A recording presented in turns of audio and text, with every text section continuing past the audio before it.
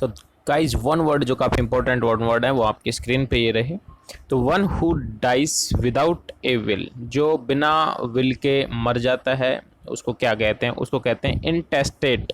इंटेस्टेट निर्वसियत, जो बिना विल एक तरीके से वसीयत के लिए यूज़ करते हैं। तो जो बिना वसीयत के ही मर जाता है तो उसको कहते हैं intestate. Donates undue favour to one's relative, जो अपने खुद के रिलेटिव्स को एक अनड्यू फेवर करता है, अनुचित एक पक्ष लेता है, उसको क्या कहते हैं? उसको नेपोटिज्म कहते हैं, भाई भतीजा वाद कहते हैं। बहुत फेमस वर्ड है तो आप इसको याद रखें, इंपॉर्टेंट भी है।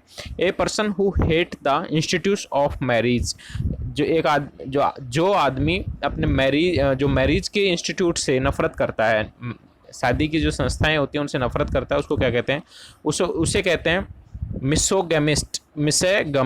मिसोगामिस्ट, विवाह संस्था से नफरत करने वाला। Next, the practice of having more than one wife eight a time, एक समय पर एक से अधिक पत्नियां रखना, उसको कहते हैं पॉलीगैमी, बहुपत्नीकरण। ठीक है, पॉलीगैमी बहुत इंपॉर्टेंट है। ये पॉलीगैमी ये भी बहुत इंपॉर्टेंट है, एक तरीके से आप इसको याद रखें। The practice of having two wives or husband at a time, तो या मतलब दो वाइफ या दो हस्बैंड एक समय पर रखने की जो प्रथा होती है उसको कहते हैं बायगैमी। बिगैमी भी बोलते हैं, बायगैमी भी, द्विविवाह प्रथा। ठीक है, उसको बोलते हैं द्विविवाह प्रथा। और पॉलीगैमी जो होता है वो होता है बहुपत्नीकरण, जिसमें एक से अधिक वाइफ रखी जाती है उसको, और जिसमें एक से अधिक पत्नी रखी जाती है उसको पॉलीगैमी, और जिसमें जो प्रथा होती है एक तरीके की जिसमें दो वाइफ या दो हस्बैंड रख सकते हैं उसको बायगैमी कहते हैं। नेक्स्ट आप देखेंगे 6 नंबर पे, the practice of marrying one at a time, एक समय पर एक ही विवाह की जो प्रथा होती है उसको कहते हैं मोनोगैमी, उसको कहते हैं मोनोगैमी, एकल विवाह। The practice of more than one husband at a time, एक समय में एक से अधिक हस्बैंड रखने की जो प्रथा होती है उसको कहते हैं पोलेंड्री। ठीक है, पोलेंड्री। और एक समय पर एक से अधिक वाइफ रखने को उसका तो है पॉलीगैमी। तो गैमी वर्ड लगाएंगे आप वाइफ लेडीज के लिए, और पोलेंड्री नहीं तो पॉलीगैमी है, ये आप ध्यान रखें, पॉलीगैमी एंड पोलेंड्री, बस दो ही वर्ड हैं। तो पॉलीगैमी हो गया पत्नीस के लिए और हस्बैंड के लिए हो गया पोलेंड्री।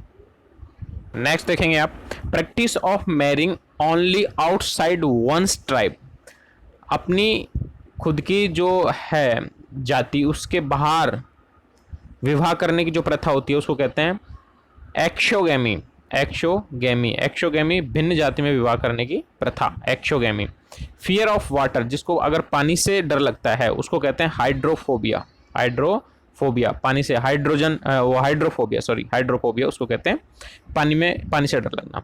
Fear of being enclosed in A small closed palace, fear of being enclosed in A small closed palace, मतलब कि एक क्लोज्ड पैलेस स्पेस होता है, छोटी जगह होती है, उसमें बंद होने का एक जो डर होता है उसको कहते हैं क्लस्ट्रोफोबिया, समृत स्थान भित्ति। फियर ऑफ फॉरेनर्स या स्ट्रेंजर्स, विदेशी या अजनबियों का डर, या फिर इरेशनल फियर अबाउट फॉरेनर्स या स्ट्रेंजर्स, मतलब कि अजनबी या फिर विदेशियों से जो एक डर होता है उसको कहते हैं जेनोफोबिया। ठीक है, जेनोफोबिया, विदेशियों का डर। नेक्स्ट 12 नंबर पे देखेंगे, abnormal fear of going to bed पे सोते समय जो एक असामान्य सा जो डर लगता है उसको क्या कहते हैं? उसको कहते हैं क्लिनोफोबिया, बिस्तर का डर, बिस्तर पर जाने से डर लगता है उसको। N abnormal fear of crowds, जो भीड़ का डर रहता है, क्राउड्स का डर होता है, उसको क्या कहते हैं? उसको कहते हैं ओक्लोफीबिया, भीड़ का डर। A process involving too much official formality, एक ऐसी प्रोसेस जिसमें बहुत ज़्यादा एक ऑफिशियल फॉर्मेलिटी, एक सरकारी फॉर्मेलिटी पूरी करनी होती है, उसको क्या कहेंगे? उसको कहते हैं रेड टैपिज्म, लाल फीता साइद। ठीक है, जहाँ पे मतलब बहुत ज़्यादा ऑफिशियल फॉर्मेलिटीज होती हैं उसको रेड टैपिज्म कहते हैं। नेक्स्ट आप देखेंगे, ए जॉब विदाउट सैलरी, बिना सैलरी का जो जॉब होता है उसको क्या कहते हैं? उसको कहते हैं ऑनररी, अवैतनिक। ठीक है। Next, a place of ammunition and weapons, जहाँ पे गोला बारूद या वेपन्स हथियारों का जो रखा जाता है उस जगह को क्या कहते हैं, और ये क्वेश्चन आया भी है एक जगह। A place where arms and weapons are stored, इसको कैसे भी पूछा जा सकता है, आप इसको समझने की कोशिश करें। एम्यूनिशन एंड वेपन्स का स्थान हो या उनको रखने की जगह हो उसको कहते हैं आर्सनल। आर्सनल शस्त्रागार, हथियार गृह। A person who help you break the law, ठीक है, एक आदमी जो आपकी मदद करेगा ब्रेक द लॉ, कानून को तोड़ करके। नेक्स्ट देखेंगे आपको कि a person who help you break the law, एक आदमी जो जिसने आपके साथ कानून तोड़ा है, ठीक है, ये कानून तोड़ने में आपकी भी मदद करता है, वो या ऐसे आ जाए, या फिर एन एसोसिएट इन क्राइम, या कोई अपराध में आपके साथ हो, या एक पार्टनर इन क्राइम, या क्राइम में आपका पार्टनर हो, उसको क्या कहते हैं, उसको कहते हैं एकम्प्लाइस, मतलब सह अपराधी, एकम्प्लाइस सह अपराधी। One who sells article at public sales, जो पब्लिक शेल्स में जो अपने कोई आर्टिकल वस्तुओं को बेचता है उसको क्या कहते हैं, उसको कहते हैं ऑक्शनर, ऑक्शनियर, नीलामी करता। ऑक्शन किसको कहते हैं, नीलामी को, और ऑक्शनर होता है वो नीलामी करता होता है। नेक्स्ट आप देखेंगे a general pardon of offenders, ठीक है, एक जनरल पर्डन, एक ऑफेंडर्स मतलब जो उल्लंघन करता होते हैं या जिन्होंने ऑफेंस किया है उनको एक सामान्य एक क्षमा देना, या एक जनरल एक्ट ऑफ फॉरगिवनेस और पर्डन, या फिर क्षमा करने का एक जनरल एक्ट, उसको क्या कहते हैं, उसको एमनेस्टी कहते हैं। एमनेस्टी मीन्स क्षमादान, ठीक है। नेक्स्ट आप देखेंगे ए हैंडसम मैन, ए हैंडसम मैन उसको कहते हैं अडोनिस, जो हैंडसम मैन होता है उसको कहते हैं अडोनिस। तो इस तरीके से गाइज आपके 20 ईडियम फ्रेजेस हैं, सॉरी 1 वर्ड हैं, वो पूरे हुए। बाकी के और चलो 10 और करा देते हैं, इसमें 10 और करा देते हैं, आपको भी हेल्प हो जाएगी। 21 पे देख रहे हैं that which can be reached और अप्रोच्ड, जो जिसको मतलब आसानी से अप्रोच किया जा सकता है वो क्या होती है, एक्सेसिबल, एक्सेसिबल सुगम, ठीक है। That which can not be reached और अप्रोच्ड, जो आसानी से उसको मतलब अप्रोच नहीं कर सकते उसको क्या कहेंगे, इनएक्सिबल, ये आप ध्यान रखें। That can not be seen, जिसको देखा ना जा सके उसे कहते हैं इनविंसिबल, अदृश्य। कैपेबल ऑफ बीइंग सीन, जिसको देखा जा सके, दैट कैन बी सीन, या जिसको देखा जा सके, कैसे भी आ सकते हैं तो उसको कहते हैं विजिबल, ठीक है।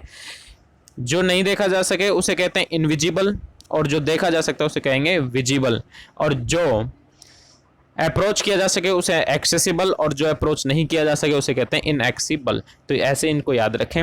One who is beyond reform, जो जिसमें रिफॉर्म ना किया जा सके उसको क्या कहेंगे, इनकॉरिजिबल, जिसमें कोई करेक्शन वगैरह कुछ नहीं किया जा सकता उसको कहते हैं इनकॉरिजिबल। नेक्स्ट देखेंगे आप that which can be rectified या करेक्टेड या रिफॉर्म्ड, मतलब जिसको रेक्टिफाई किया जा सके, करेक्ट किया जा सके, ठीक किया जा सके, या फिर कैपेबल ऑफ बीइंग करेक्टेड या रेक्टिफाइड या रिफॉर्म्ड, जिसको करेक्ट करने में या रेक्टिफाई करने में अगर हम कैपेबल हैं तो उसको कहेंगे कॉरिजिबल, ठीक है। कॉरिजिबल सुधार करने योग्य, और जिसको जो सुधार करने के परे हो, बियॉन्ड हो, उसको कहते हैं इनकॉरिजिबल, ठीक है। A sound that can not be heard, एक जो आवाज़ सुनाई ना दे उसको क्या कहते हैं, इनऑडिएबल, ठीक है। इनऑडिएबल सुनाई ना देने वाला। That which can be heard, जो सुनाई दे सके उसे कहते हैं ऑडिएबल, ठीक है। यहाँ पे काफ़ी अच्छे ये 1 वर्ड्स आपको देखने को मिले हैं। नेक्स्ट देखेंगे that which can be believed, जिसके ऊपर विश्वास किया जा सके उसको कहते हैं क्रेडिबल, ठीक है, विश्वसनीय, क्रेडिबल। और इस वीडियो का लास्ट देख लीजिए 30 नंबर पे, that which can not B believed, और जिस पे विश्वास ना किया जा सके उसे कहते हैं इनक्रेडिबल, अविश्वसनीय, ठीक है। तो इस तरीके से गाइस 30 आपके 1 वर्ड्स पूरे हुए, काफ़ी इंपॉर्टेंट है और एग्जाम्स में आते रहते हैं, तो इनको आप रट लीजिए, और इससे आगे भी हम आपको नेक्स्ट वीडियो में कराएंगे। तब तक के लिए thank you so much for watching this video, और आपको अच्छा लगा तो आप लाइक, शेयर और सब्सक्राइब करना ना भूलें। Thank you.